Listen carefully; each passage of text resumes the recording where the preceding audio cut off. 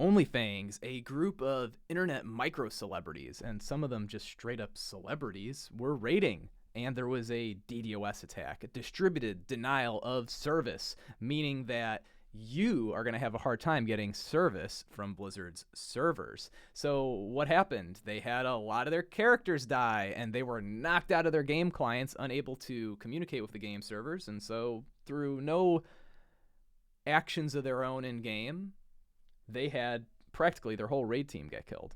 And then this, of course, impacts their ability to have fun and, probably more importantly, generate revenue for themselves by entertaining their audiences. And so, what do these guys think they're going to do? Oh, I'm going to stop playing WoW, or at least I'm going to stop doing this Only Fangs shit. And I don't want to say that they were crying about it, but they were, letting people know on social media how they felt about continuing playing the game and doing Only Fangs. And then, what do you know? Blizzard comes around and says they're going to be reviving people who died during the DDoS stuff. I'm pretty sure that Blizzard did this because they want to increase the health of Only Fangs. And that's what I basically want to take as an assumption for the entirety of this video. I know this isn't the first time Blizzard has actually done death rollbacks on hardcore. I believe it's the second. Maybe it's the third. But I do think this was done exclusively to get those streamers to continue playing the game, because Blizzard believes that is good for their business model. And a lot of people would say that this is unfair. It's not fair that Blizzard, quote unquote, cared about server instability this one time, just so that way those streamers could be able to play the game. And if fairness means that everybody's treated the same, then definitely. And I'm just going to use that as a working definition for this video. Fairness means that everyone is treated the same. And I don't think that fairness is a good guiding light for how to make decisions. A lot of people believe that it is, and I think that's because they haven't been responsible for big decisions, truly big feeling decisions before, and they haven't earned the pain of having to decide what to do with your time or with an organization.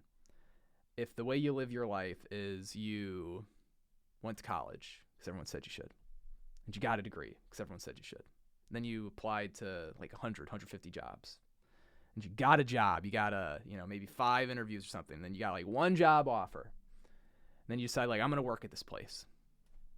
And now, I don't know, that was 8-9 years ago. You're like 30, 31, 32, something like that. Maybe you've had 2-3 jobs since college. You've sent, let's say on the high end, you've sent 500 job applications out. That's probably on the high end for most people. 500 job applications in an entire lifetime, getting to like 30 years old. And then, you'll think, I put in a lot of work. I'm really trying hard. Life's really hard. It's really rough. I have to wake up. I spend 2,080-ish hours a year at work. And I do it so I can get money, so that way I can do things I need to do and also things I enjoy doing. And you'll, of course, have this perception that you really are like all in on this game of life, and that the things that you spend your time on, that you're taking them really seriously. And I would say that if that describes you super accurately, like 500 job apps, 2-3 jobs, like went to college because you thought you should, got a degree, you're not like super into the material, it's just a way and means to an end or whatever, there's a really high chance you're not really trying very hard. Now let's take a math argument on this first, and then I'll tie this back to the whole fairness and why a lot of people's perceptions about like what's fair and what makes sense is just fucking completely warped. If the way you spend 2,000 hours of your year was primarily decided by the random events that happened after sending 500 job applications, you just lived most of your life on a fucking coin flip. For real, you lived most of your life on a coin flip. I mean, think about that. Think about how many companies there are out there, how many jobs there are out there, how many things you could have done. But the way most people live is that they do a tiny amount of actions that have a lot of randomness, and then that decides how the majority of their lives go. I'm like this too, by the way. I mean, I've probably sent like 5,000 or 6,000 applications out in my life, but still, it's think about, well, you can, and the way you do that, by the way, is use like LinkedIn and other tools that help you scrape tons of jobs really quickly. But if I had instead maybe done like 20, 30,000 applications, probably would have had jobs that paid a lot more or provided me a lot more value. And most likely it would have been super logical to do that, and I didn't because I don't take my life as seriously as I should. And I just accept that I'm not really qualified to make a lot of decisions that I see actually important people in the world have to make.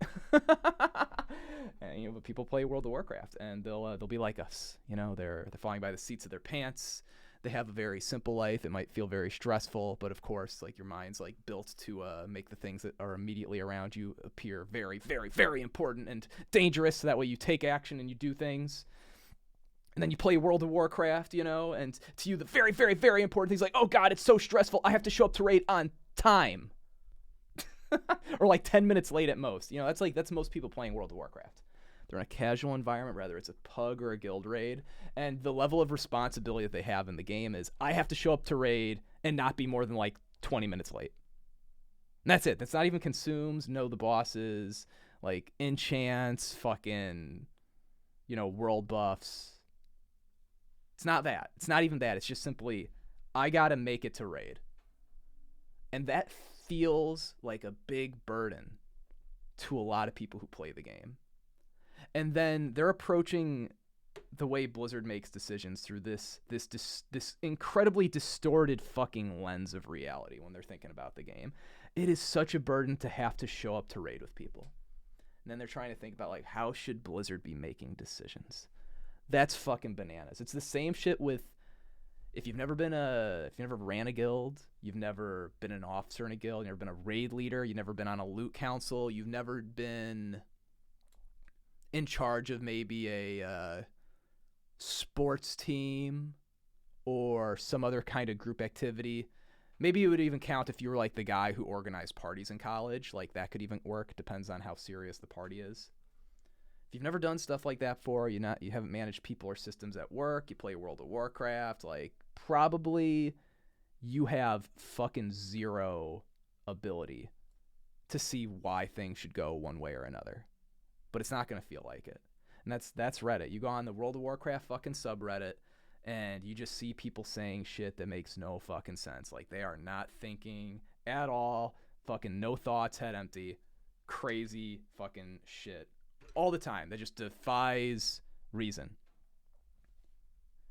Now, this doesn't have to do necessarily with fairness, but here's another example of, and a lot of you guys are not going to agree with me. Hopefully I'll fucking convince you in a moment here, about something that's a widely held belief that makes zero fucking sense in World of Warcraft. All right? Talk about the price of Lotus. Okay, so this is time. So time and then price. This is for Lotus. And so far, and I could get the slope of this wrong, but you get the idea. It's going up. It's going like this. All right? But here's the thing. At some time, instead of time being now, which is like right here, so you can say now, it's going to be fucking TBC. Eventually, it's going to be TBC. So currently, the Lotus has been going like this. We think it's going to continue to go like this, maybe. But we know at some point, when it's getting near TBC, it goes to like 0. Right? Right? Like, we all know this. Everyone's sold on that this part of reality has happened. Current timeline. And that this part is going to happen, right?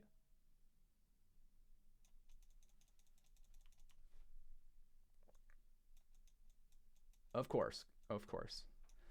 And there's going to be something in the middle. And now, what's the stupid belief people have? People think that there is some Black Lotus price-fixing fucking mafia that is accumulating Lotus and then not selling them purposely to drive the price up. This is a really commonly held belief. Okay, now, here's the thing. If TBC is going to be in a year, we've burnt through, let's say, 1/3 of the timeline. 1/3, right? Okay. And supposedly the demand is extremely inelastic, right? Inelastic meaning the demand will be rather constant regardless of the price of the thing. Thing being Lotus. And so that's why you could potentially price fix at all. Whereas you wouldn't be able to price fix with transmog stuff in Classic. There's just not, like, the demand would just shrivel up if you tried to corner the market on, I don't know, shovels or some cool looking item, right? And so let's see, we'll say 1/3 of time has gone on. Let's pretend that 2/3 of the supply of Lotus that has been picked so far in the game is currently in banks controlled by these mafias. Okay, what would this mean, guys? What would this fucking mean if 1/3 of the game has played out and over that 1/3 of the game, 1/3 of all the Lotus ever picked has actually been consumed and the rest is being held in banks? And the demand's inelastic. That would mean that all Lotus, 100% of Lotus picked from this point on, will not be sold without making the price fucking crash before TBC, right? Because this 2/3, if the Lotus is consumed at a similar rate, this 2/3 could only possibly be consumed if you wait till the fucking game ends, all right? It's not the case. There's just people fucking use a lot of world buffs, dude. But this is a very popular idea. And there's lots of ideas like this in the game that are silly. They're just, people aren't really like thinking at all. They're like, huh, like what's actually going on here? Another one is a lot of people don't realize how many RMT sellers are actually people, and they're not bots. Why wouldn't they just all be bots? And, well, that's because if you have a bot, you have something called a Lua unlocker.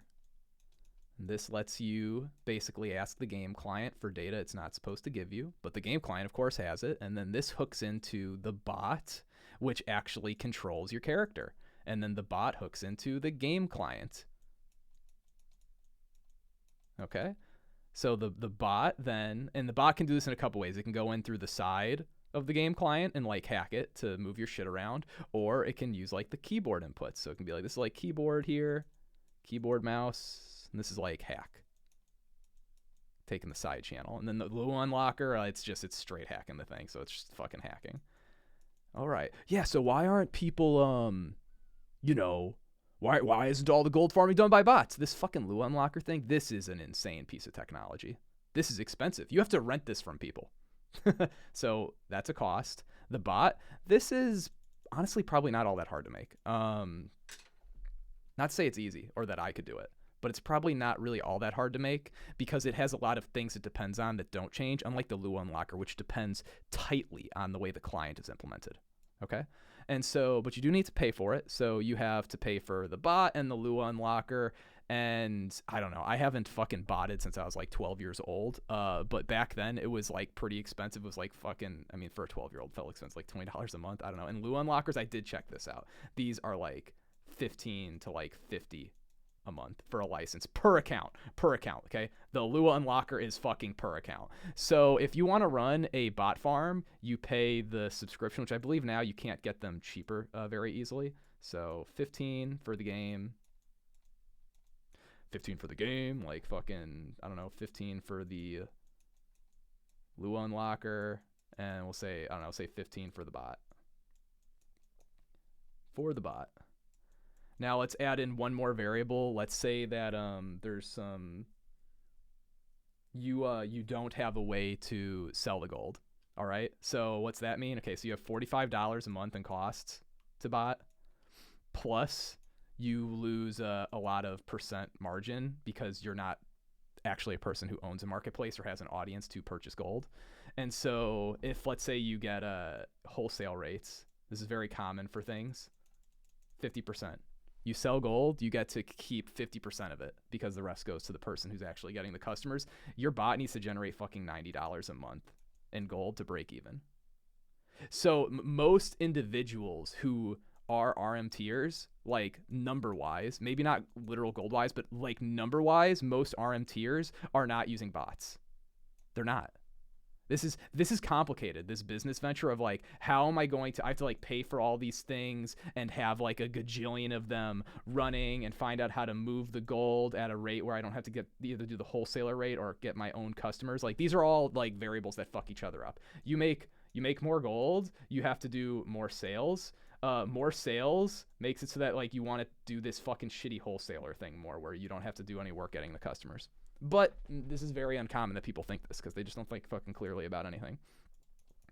And this goes on for literally everything in WoW. There are people who don't think about how the loot in game work very well either, and they'll talk about fairness. Now here's a funny idea that I hear people say all the time in guilds, and it's that the main tank needs to be super geared for your guild to have a chance. This is a really, really common opinion in classic WoW, and people will say that without actually knowing how the armor formula works, knowing how threat scales on a tank, knowing about the notion of pull variance. But we have, as a player base, just accepted this strange belief that if you're the main tank, you should get a lot more loot, and that this is fair, which is also kind of interesting. Fair. You get more than somebody else. But maybe the reason there is because you're a different class of person. You're the main tank instead of a DPS. And so now it's different. The buckets are different. The fairness needs to be maintained within the DPS players. But even within the DPS players, it gets more chopped up. Most people wouldn't say that if a guild had ret pallies that they should be given onslaught girdles as often as warriors. But so there's a lot of people that would say, for example, ret pallies should be allowed to raid. They just shouldn't be able to get the bisque gear. Oh, why? They're different classifications of people. And it's like, yes, like, I do think ret paladins are inferior people. However, why do people think stuff like this? And most of it is just the people around them have thought this, and it was convenient for them to just absorb that idea. For example, with tanks, this is a really goofy idea, and my gear is super fucking weird. But if you could make this sword go from 1.8 speed to 1 speed, if Mirror Song, here's all I'll say. If Mirror Song was a 1 speed weapon, it would probably be the best tank weapon in the entire fucking game. So it'd be like, why? Let's make it even more extreme. If Mirror Song was a 1 speed weapon and it was 30 DPS, it would still probably be the best thing in the game. Why? Why would I think that? Well, because I used some sims. And then I thought about it too. Because, you got to be careful with sims. It's not like you're going to read the code. And even if you knew how to read code and you thought you read it right, I mean, you probably wouldn't really know because you're not the guy who made it. It takes a lot of effort to really understand something that's complicated, but this is an example. So let's say you're trying to tank a boss. What are some beliefs people have? Over a 15-second time period, if you have threat at the 15th second, so that's right here, then there's just no way that anybody ever pulls threat after that. Generally, if you're like playing pretty good. Okay. What's this pointing at? It's pointing at this notion of pull variance, that steady state threat is not a problem, because if steady state threat was a problem, why would there be this magical breakpoint? Now, I don't think 15 seconds is you could have it be a shorter time span. It's like, is it maybe 10? I don't know, maybe it's 5? Who knows? Let's try a smaller value to make this just easier to like really think about, although the number should in reality be larger. Let's say instead of it being any of these, we'll go and we'll make it so that way the value is 3 seconds. So 3 seconds. What are some things that can happen in 3 seconds as a warrior? Well, let's say at second 0, you're going to do a Bloodthirst, an auto attack with main hand, so AH, and an auto attack with offhand, so AO. And this could be a heroic strike potentially for the main hand, but let's not worry about that too much. And what could happen? These could all miss, and so your threat is 0, right? Now, you're not going to get another BT in this 3 second window, are you? Right, so this misses. It's gone. Fuck you. Auto attack on the main hand. If you got let's say you don't have Flurry, You have a 1.8 speed weapon. If you miss this at the start, let's say you hit the offhand, you miss this at the start, so you have no auto attack hit here. Let's say 1.8 seconds goes by, so that's this is 3 seconds in total, so 1.8 is like a little over here.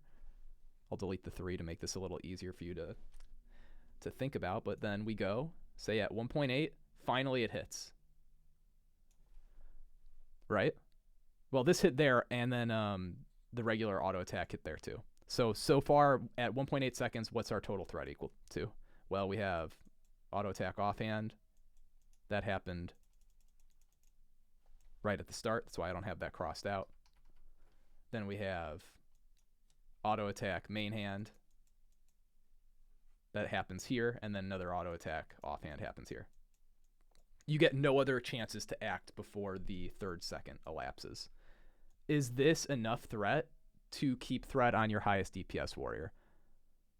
No, probably not. You have 1 heroic strike at best. You have 1 heroic strike worth of bonus threat, because that's the auto attack main hand. But if you instead had a 1 speed weapon, then you get a chance here. You get a chance here and here and here. So let's say you have the same situation, everything other than like the first round hits. So then what happens? Well, you have AO, so the offhand plus the offhand plus the offhand plus the offhand. These are diminished though because the weapon's faster. So it's like normalized. So just we don't even need to worry about the offhands actually in reality. But what's not normalized, the flat threat bonus on your main hand for heroic strike. So you get that main hand hit, that main hand hit, that main hand hit. So what about this? Is it possible that 3 times the heroic strike bonus plus the normalized DPS that occurs over basically 3 periods to hit on your auto attack, that so let's say 3 autos, is greater than your top DPS's threat, which would be from a Bloodthirst and then 1 heroic strike's worth of flat threat bonus, because almost for sure your DPS have a much slower weapon than you. They don't have a 1.5 or less, almost for sure, unless they're using a fucking dagger, This is actually pretty possible that this case holds true. But people don't think about things in the game or things that organizations decide they don't think for themselves, like at all, hardly. Anyways, I've been ranting a lot. If you think everybody should be treated the same always, you're probably kind of a loser. If you're looking for a guild where we treat people really nice, but not necessarily all the same at all times, hit me up in Discord. NA PvP Night Slayer.